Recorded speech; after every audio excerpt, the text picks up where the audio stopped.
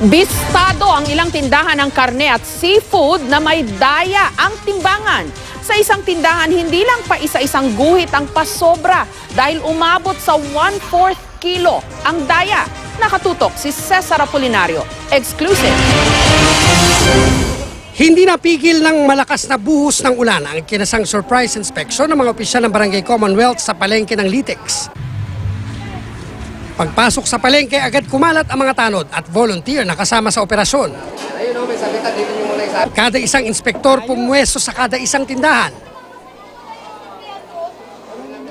Dala ng executive officer ng barangay ang bakal na ito na eksaktong 1 kilo ang bigat at sinubukan sa timbangan ng bayan.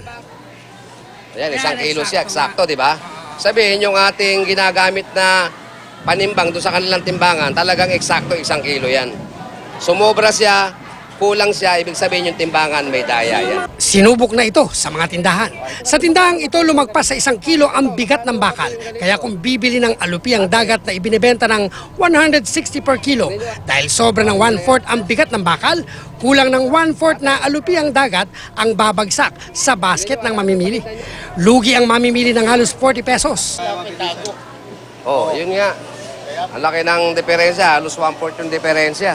Kahit na medyo dagdagan ka ng 2 piraso, 3 piraso, lugi ka pa rin eh. Nasita rin ng tinderang ito na ang alibay ay low-bat ang timbangan. Lagi na lang 20 timbangan kita, lagi ka na lang lobat, ha? Sige, kunin mo na itong timbangan na to. Lobas, mahal. Lobas, kuya. Mas lobas yan, kuya eh. Kanina, hindi mo ginaganyan yan. Nung matimbangan, saka mo sasabihin lobat ka. Kulang din ang halos 1/4 kilo ang 3 pang magkakasunod na tindahan. Halos lagi na lang tayo nanguhuli rito, hindi nung pinaparehas yung timbangan nyo, ha? Iba yung nagtitinda dito. Pinalitan ko lang ng tinda dito eh. Ang timbangang ito napansing ipinupuslit palabas ng isang tindera para itago. May daya rin ang timbangan. So eto, mahigit 1 guhit ang kulang.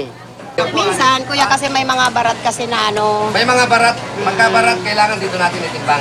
Sa mga timbangan ng seafood at karne, maraming tindahan ang nabistong may daya. Habang sa mga gulayan at processed meat, gaya ng hotdog at ham, lahat patas ang mga timbangan. Halos hindi naman na maraming namimili sa gulay. Talagang namimili yung sa isda, nakita naman natin, yung karne. Ayan ang pinupunteriya talaga natin.